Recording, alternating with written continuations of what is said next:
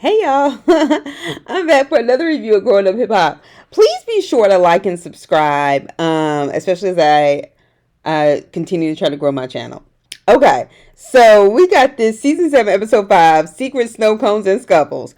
Okay, is it me? So I had to get this on my chest.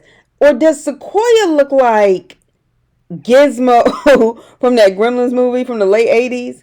Or like an alien? Like I kept watching her face. I was like, what is it? Like all the makeup in the world won't fix it. Like, and she wears a lot of it. A lot. I can tell.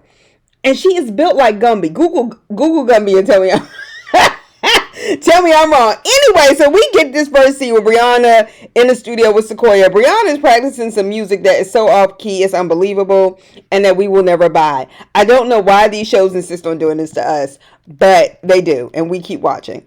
So Sequoia was like, she heard about Lazy's legacy thing or whatever, 50 years of hip hop legacy, I think is JoJo shit.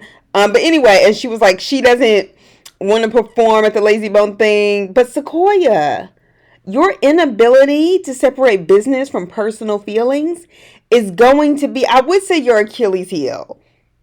But it's just going to be one of the many setbacks, letbacks that are inevitable in this so-called singing career. You're not built to be a star. And I'm not even saying that it means you can't sing. You're not built to be a star. Toni Braxton, built to be a star. Tamar, not built to be a star. You want to know why? Because she talks too much. She can't handle it. She doesn't have grace under fire. She can't do it. There are some people that just can't do it. And you fall into that category. Like, as far as I'm concerned, you have to perform at any opportunity you get if you're trying to be a singer until you are Beyonce and people are checking for your Instagram and album drops and your ticket sales for your Renaissance concert. Girl, yeah, look, Beyonce put in her work and her time too. And Destiny's Child. Anyway, so JoJo is working on this cannabis company that is and kind of isn't. It was confusing to me. JoJo sounded crazy, slow, stupid, like this 11th grade activist who wants to help, wants to talk about all the people who's still in prison for selling weed, and now it's legal. All the people who ain't black essentially are making money off of it, which kind of made sense, but it was not put together. JoJo was like, well, I want to have, I want the cannabis stuff, but I also want to be the talent and the business. And he was like, I got a huge fan base. And I was like, oh, okay. Okay. All right. Anyway, so JoJo says his next step is to buy a house. And he doesn't want to leave New York completely. Mind you, he is talking to this motherfucker who looked like he is on all kinds of shrooms. And he was like, well, we want to see you out here. This is what you should be doing, this, that, and the other. And I feel like when people start pressuring you, based on my experience, into making decisions to hurry to do anything, I don't care whether it's move, to buy a house, to take a job, they are looking to con you. There is something about not giving people time to think that is part of the con, right? Even when they were talking to that real estate agent, she was like, well, I have 5 other people, with an offer on the house. That may or may not be true, but part of the game is to make you think everybody else is going after this too. So anyway, JoJo, slow your roll. Slow your roll. That kind of white man will take your money and leave you without, because it really don't sound like it's your company, especially since you didn't know really shit about running it. Anyway, Sam sitting his corny ass in the studio with Lazy Bone and bitch ass Eric. So I was like, where are they? LA or Vegas? Like, I don't get it. And doesn't Sam live in Vegas? Like, why are Eric and Lazy there? I just didn't understand. Like, what? Anyway, they were like, they could see him with a career in songwriting. He said that basically he realized nobody really wants to give him a chance to perform music, so he thinks he should write it. And I imagine there have been plenty of people like that. Candy from Escape in particular. And I honestly do think he can have a career doing that if he doesn't go to jail. Because honestly, he does write good music, but then you have to wait for somebody to buy it and pitch and that kind of thing. So just a quick recap. Sam is corny. Eric is a bitch ass. I hate seeing him on my fucking screen. And Lazy Bone, you are giving this early 2000s NBA player who wants to be a rapper, who wants to be a big NBA star at the same time, and ends up not being good at either one. Okay? Anyway, The cornrows, all that. It's giving me that. It's giving me Latrell Sprewell. Why is everybody trying to do everything? Right? Sam is trying to start a food truck that is a snow cone truck. Now, I will say, later in the episode, I was like, that's actually not a bad idea. Now, honestly, Eric, see, I would have gone in on Sam Ford until you started running your mouth in that fucking confessional. Like a bitch. All right? Eric, I don't think you should be giving him advice about how he shouldn't be starting a business. Eric had the nerve to sit his sorry ass there and say, well, you have a house, you have music, a wife, a kids. I don't see a snow cone truck. No, motherfucker, that's your life. Hell, at least Sam is looking for a way to make money, not going nowhere and gambling and spending it in somebody's fucking basement. Like it's like a real fucking casino. Get the fuck out of here. Stop projecting, okay? Now, he can make more money selling snow cones than his music right now. Eric, you are just such a girl to me. I can't take it. So JoJo and Eric go looking for houses. Okay, so JoJo says he is putting an offer on a lot of houses, and they keep losing. And honestly, that's typical. I've heard of that a lot. Particularly when people are looking for a house, especially if it's your first house. Like sometimes it just happens that way. But he's doing it without telling Denise because he doesn't want to disappoint her just in case he puts it in. And basically, I guess because, things have fallen through so many times, he just doesn't want to see her disappointed.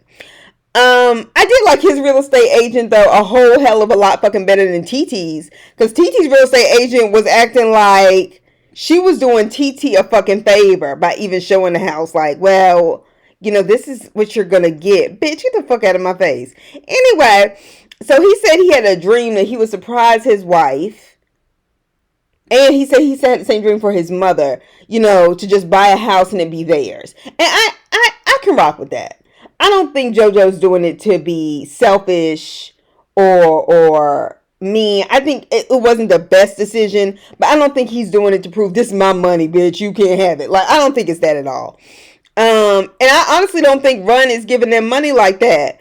Because, and this was just kind of an aha, little light bulb moment for me. And I was like, because he don't want them giving it to his ex-wife. Because they would help their mother. I don't know, just something that makes me feel like Ron still got a fucking chip on his shoulder. We have never seen them two film together for shit. And at that wedding, they couldn't have been far apart. That's all I'm saying. Then we get Cree and Vanessa. And Cree claimed everybody doesn't know what she's going through, even though, she be showing out and starting fights and picking and all that kind of business. And I was thinking to myself, well, what are you going through? But when she said it, I mean, I can't help but to have compassion. Like, she was like, she had back-to-back passings of her grandmother, her great-grandmother, and then her little cousin. And that is a whole lot. Like, period, hard stop. I'm not going, regardless, my condolences. My deepest condolences, because that kind of loss is never easy. So while she's getting upset, she says she needs to go to a therapist. Like, she's this close to going to a therapist. Then her and Vanessa make it a black thing and say that, yeah, especially in the black community. And then Cree's like, yeah, it's okay to be an angry black woman, but don't cry. Okay, first of all, Cree, you're already out of order. Calm down. First of all, that's not true. Therapy cost. I know. Okay? Everybody, especially black people, check the wealth gap in case you haven't noticed, don't have money for that. Additionally, okay, the overwhelming majority of therapists are white and are prepared or trained to help white people within white norms of understanding, not to understand black people and the idiosyncrasies within their culture, which is why a lot of black people end up very frustrated with white therapists. Okay? And they can't stop themselves from seeing black people as this basic pathologizing of everything black people do. Hence the reason why people are calling to decolonize therapy. Because there are cultural norms you need to be aware of and how people are operating in order to help them properly. All right, the same reason why a lot of black people are leery of doctors. Because they've been experimenting on our bodies and against our will and without our knowledge in the name of what we believed was good, i.e. the Tuskegee experiment, until we lost family and people. So cut it out. Cut it out. I am so sick of that narrative. Miss me with the bullshit. So Denise and ghetto ass Aaliyah go shopping. I'm tired of everybody talking about their need to lose weight. And I know pressure from society does that to us, but I'm just tired of hearing about it. Because I get it, and trust me, losing weight is a struggle. I know, and it's something I've struggled with. But goddamn, do we have to hear about it every time y'all on TV? And Denise, honestly, yeah, you do need to stay in New York if you're feeling that way about your body, because LA ain't gonna make it no better. So then they trying on shoes, and I was just like, she was like, no, girl, we need a thicker heel. No, Aaliyah was like, I can't walk in heels. She was like, you got to keep trying. Aaliyah is like damn near 40. She don't need to keep trying, and she damn sure didn't need to keep trying with that kitten heel. Aaliyah has big feet. Like, I mean, no, it's not a read. It's not a, I mean, plenty of women have big feet, and some people have big feet, and therefore a kitten heel is just going to get pressure.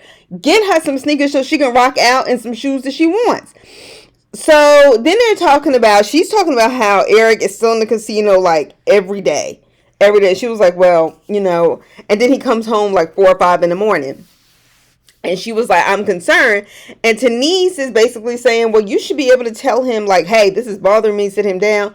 She was like, with his money? She said, and you can already tell that that's the kind of relationship they have. And Eric's that kind of man. Right? Like, this is my money, not yours. I put up the house. I buy this for the kids. I provide for everybody. So you got to put up with me and my bullshit. I mean, it always seemed like they got married pretty fast, even though they had 3 kids. But I'm talking about married. Like, he was still flirting with TT when he got married. At JoJo's wedding. Okay, anyway. So then Denise makes the point, well, because Aaliyah's like, well, that's like you telling JoJo what to do with his money. And Denise was like, well, it's still our money because we're married. And that's true. But honestly, and before I could get it out my mouth, when Aaliyah was like, we just have 2 different men. My husband doesn't listen. And I was like, yeah, that's the bottom line. You have 2 different men. JoJo is going to apologize to you after you go off on him about the way he spends money. Eric is going to boss up because he's a bitch. All right, and try to make you feel like, well, if it wasn't for me, this, that, and the other. Well, shit, if it wasn't for Eazy-E. Okay? Anyway, so Aaliyah asks, when are they moving? Denise says, well, we're not no time soon. And she was like, y'all just bought a house. You just put in an offer. Eric told me, Eric, why do you keep showing us how much of a fucking pussy you are? Okay? What a bitch. Do you bleed every month? God damn. You couldn't wait to gossip about that house. You knew that his wife didn't know, and then you went home and told your wife. You knew how that shit was gonna go, you punk motherfucker. Anyway, you and JoJo just, never mind. Don't run your families the same way I can't. So the girls meet up with Brianna. Brianna makes me laugh. Like, when she first came on this show, I was just like, this bitch is crazy. Like, I don't even think she need to be filming. And they walking into the place, and somebody was like, where are we? And somebody was like, the ghetto. I said, these bougie bitches. Anyway, the party's called Brianna's Gauntlet, and they start playing Never Have I Ever, Brianna's version. And they're on teams and these little t-shirts or whatever. And Brianna starts with, like, you have to drink when it happens, but you can't, like, smell what the drink is. You just have to take it. And Brianna starts with leading questions like, never have I ever stuck my nose in other people's family business. I said, oh, here come the bullshit. Then we get one of these little quick scenes. Meanwhile, back in Las Vegas, Sam thinks he's killing it with his snow cone truck. And honestly, the profits really don't seem bad. I mean, it's for snow cones. I mean, so like the overhead is minimal because he owns the truck or has it. And then snow cones. And then I was looking at it. I was like, well, especially in a tourist city like Las Vegas, you're taking kids around, you're taking people around. People just go, yeah, you know what? I just want a snow cone. Like, you can really make some money. It's not like, oh, you're just in, Columbus, Georgia and have one. People just know, well, when it gets hot, that's what we do. You know what I mean? Like, it's different. And not to mention the cameras following him for this show. So I'm glad each of going on tour has led him to find some sort of consistent employment. Very good, Sam. Anyway, so Denise and JoJo at home. There's clearly tension. He's bought pizza, and they had the prettiest little girl. That little girl is so pretty. You don't see her on camera a lot, but she is absolutely beautiful. There's clearly tension, so much that their daughter feels it in her own little way and goes into her room. Like, something right in here. So Denise asked him about the offer on the house. JoJo, shit, might as well throwing up that pizza he just ate. And JoJo tries to explain himself, and he's just talking in circles. Shit, he look like, Denise, you throw shit at JoJo when we ain't looking, because he seemed awfully scared. And he was just like, I looked at the house, and this is why I put an offer in, and she's mad that JoJo did it without her. And I can understand that. Period. Hard stop. I know why you mad, Denise, and I know it did not help that bitch was telling you about your business before you knew it. And she's just really scared, and she's like, I'm unprepared to move away to the West Coast. She was like, I'm going to lose a lot of family help in terms of helping take care of the kids, and that is critical. When you move somewhere, having support, having family. I remember being out in LA for graduate school, and that shit was scary as fuck. Period. And he just said he wanted to surprise her. I really do think he had good intentions. And he's not the kind that like watches his wife like cry and then walk out the house mad. And I'm glad, because that demonstrates a level of emotional maturity that a lot of men don't have. Anyway, so back to the ghetto party. Creed didn't take a shot when they asked about getting in people's family business. And they played the role back. I had forgotten about this. I mean, I knew she had come after Sequoia about her son, and I didn't like Sequoia. I still don't like Sequoia. But Creed, bitch, you are trying it. You are trying it. To the point where I don't like Sequoia, but you at a fucking order. Period. So apparently this is Bree's first sleepover. Anyway, so TT asked about the skate party. You know, just like conversation. Sequoia says, well, it was good until Lazy showed up. I was like, Sequoia just can't help herself but to go in on her mother again. Honestly, baby girl, if you don't want nobody in your family business, bitch, stop talking to people about your family business. Fuck out of here. We wouldn't know this shit. Sequoia just seems so emotionally immature to the point where she's the kind of person that just looks to be angry about something all the time, and that's a way for her to get attention. Girl, now that's somebody who needs to work it out in therapy. Girl, you got it. You got it. Anyway, so Creed, bitch, I'm sorry. It's official. I do not like you. And I really wanted to give you a chance that first season you came on, because I felt like you really had a lot to offer. But I was under the impression that you had businesses, because you kept telling us that. And you seem kind of reasonable. And I don't know if this is just more of who you are, who you're performing to be. But whatever it is, it comes through our TV screen this way. And I don't like it. Don't like it. So when you ask that girl, Sequoia, well, what is the right way to do it? She had, in all fairness, you got me taking up for somebody I don't like. She had, in all fairness, just explained the issue about formal papers. That's how she felt. It needs to be official. Both parties should know this, that, and the other. And yes, I do think Casey or JoJo, whichever one he is, knows, but whatever. Cree, when you said, was your mother mad when you had a baby out of wedlock? Like, make it make sense. Let me tell you something, Sequoia, you better than me. Because that's actually a moment where if you would have flipped that motherfucking table over and beat the fucking shit out of her, she would have motherfucking deserved it. Now that's the time that you should have bopped her ass. The fuck up out of here. You just sat here and offended not only Sequoia. See, this is the problem with talking shit like that. You didn't just offend Sequoia, but TT and your so-called friends, Vanessa and Angela. Hell, and Denise. I'm sorry. Last time I checked, Vanessa and Angela were not married. They're baby mamas too. TT got married after having her baby. Denise got married after having a baby. Way after. So how dare you pass that judgment on people? You think most women choose that and certainly want to go into society as people try to shame you? The fuck up out of here. This is why you need to shut the fuck up. And while I'm on it, hell, Aaliyah that's sitting there with 3 kids by Eric before they got married. And Sequoia talking about divorce versus a child out of wedlock. That shit's not the same. Cut it the fuck out. And didn't you tell us about your abortion before? And once again, I'm not passing judgment on any of this. I think women should do what is best for them. Period. But my thing is, it's kind of giving this, I wish I would have had a child, but because I was young, like 19 and scared, I had an abortion. Let me tell you something. I went to an all-women's college. Baby, you are not alone. You aren't. But what the fuck it's giving is, I wish I would have had a child, but now, in order for me to feel better about my internal insecurities, I'm going to try to shame people for having what I want.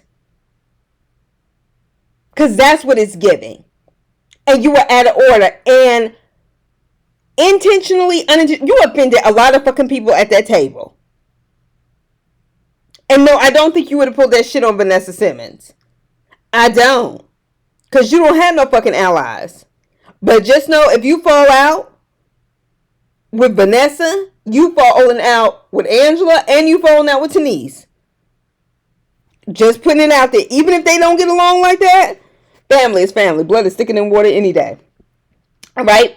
Anyway, so Brie asked Cree, does she not realize the kind of things she's saying? And Brie honestly was like, when I first started with this group, I cannot understand why people would get so angry with me for saying the things that I said and not realizing it was the way I said it. And Cree was just not hearing it. And Aaliyah, they showing her in the confessional. I could tell Aaliyah was just like, I'm not trying to be in this bullshit. And like, I just don't want to be bothered with this. Like, this ain't my beef. One thing I can respect about Aaliyah in this situation, she did not throw Cree under the bus, even though she could have, because the bitch offended her. Okay? She didn't. She was like, look, I don't have no issue with that girl. I don't. She said, I don't know her like that, but I don't know her to have anything against her. I can respect that. Because I don't like people who just jump on board when everybody else is like mad at them. But they had legit reasons. But like, if Aaliyah would have just jumped on board, I wouldn't have respected that. Okay, so Cree, they go outside. You are still talking about this girl having a baby out of wedlock and immoral, all this shit. You're saying this to Aaliyah. Now, I think Aaliyah maybe in a moment of maturity just feels like, I don't want to be a part of a pile-up. But my thing is, bitch, watch your fucking mouth. Because if Aaliyah would have popped you on the street, you would have deserved every motherfucking bit of it. The fuck out of here. So Cree, I don't, you are condescending. When Brie came out there and was like, look, and I really do think Brie was in a mature moment. And you got to catch Brie when she there, because otherwise she going to go home. She going to smoke some shit. She going to ruminate on it. And she going to be ready to the next time she see you. And I don't think you going to be ready. And that little 1-2 step you did when you get, that was corny. It was lame. It was whack. Your leave out. TT still look better than you. And TT's hair still look cute. But you're only sizing her up like that because that's what insecure bitches do. Especially the pretty women. Like TT. Yeah. Yeah. I'm surprised Lee didn't whoop your ass on the street. Cree, and then you show up everywhere with a fucked up attitude. Or you starting shit, or you spreading shit. Like, if you don't want to be somewhere, bitch, don't be there. You mean to tell me you came for Vanessa with Vanessa? And she didn't tell you nothing about that nanny? I don't believe that. You wanted to be there and you wanted to cause trouble. You ungrateful bitch. I don't know why that shit was funny, but I'm waiting for that shit all season. So Brie was like, why do you think this is the Cree show? I don't. But you seem like you were trying to get attention like that. Sequoia is similar like that. But in this moment, Sequoia was not wrong. She wasn't wrong. And she actually showed a great deal of restraint. I actually think the surprise person to whoop your ass may have been TT. Because, TT ain't no punk now. Don't think because she, her subject and verb degree and stuff like that she won't pop off. You do realize, Cree, that Brie and Aaliyah have physically fought each other. Because Brie slept with Eric, I guess, in the meantime, between him and Aaliyah and having kids. And she threw that drink in his face. and she came back like, I guess what, 3 months later, and they was husband and wife. These bitches have fought each other and are out there trying to reason with you. You do realize that's what happened. And it speaks volumes about your lack of maturity. I don't like you. I'm not impressed with you. And what you said and did was cruel and fucked up and offensive to many women. Period. Y'all have a good night. Be sure to like and subscribe. And I'll talk to y'all soon. Harlem is coming out. All right. Bye.